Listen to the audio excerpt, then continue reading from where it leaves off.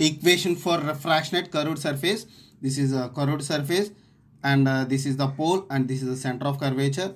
I have drawn a principal axis throughout the pole and center of curvature. Here just imagine air and water. So this is a refractive index of air, and this is a refractive index of water or glass, N1 and N2. Now I have drawn a normal here, and the intersecting point is A.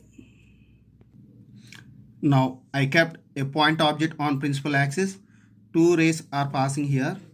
A ray passing through pole, which is undeviated, and another ray strikes this curved surface and refracted. Here angle of incidence is equal to I, which is equal to theta 1. Angle of refraction is equal to R, theta 2. This is a rarer medium, this is a denser medium, so theta 2 is less than theta 1. Now I have drawn a perpendicular line, and the intersecting point is N. These angles are named as alpha, beta and gamma. Now take this triangle ACO.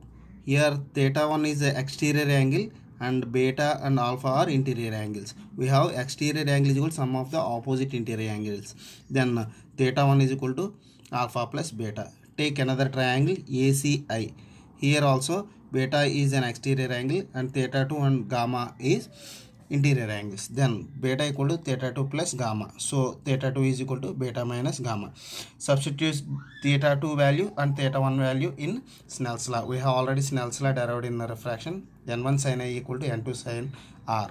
Then N1 sin I is equal to here theta 1. So alpha plus beta.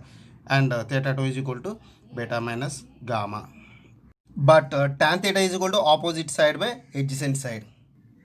Observe here, tan alpha is equal to AN by NO, and tan beta is equal to opposite side AN by adjacent side NC. Tan gamma is equal to AN by NI. Now imagine what will happen if alpha decreases. So this is first ray, and you can find N here, and this is second ray, and N here, and this is third ray, N here. So we can observe by decreasing the alpha value, we can conclude N is equal to P. These rays are called paraxial rays. The rays near the principal axis simply we call paraxial rays, which are parallel.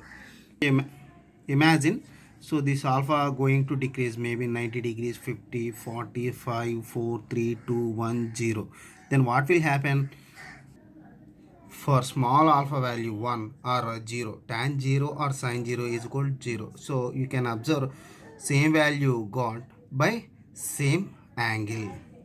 So we can neglect tan or sin. Here sin 0 is equal to 0. So 0 is equal to 0. So we can neglect sin. In the same way we can neglect tan. This is called paraxial approximation. See this.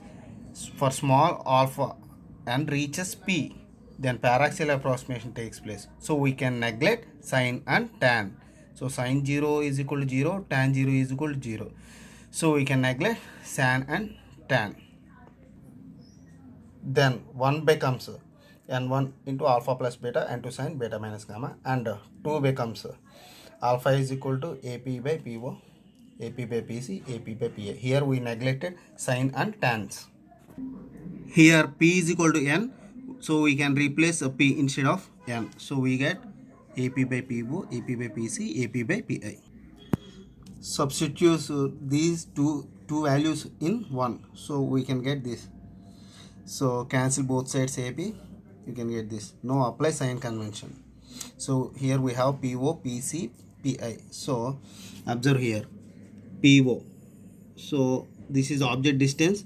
We are measuring opposite to the incident light. So this is the incident light direction, but we are measuring from here. So opposite direction we are measuring. So you can take UE is the object distance in negative value, and PC is the radius of the center of curvature. Then take PC is R, and PI is the image distance, the distance between I and pole, which we are measuring in the way of direction light. Then you can take positive value. Apply these values in 3, we can get length formula for curved surfaces.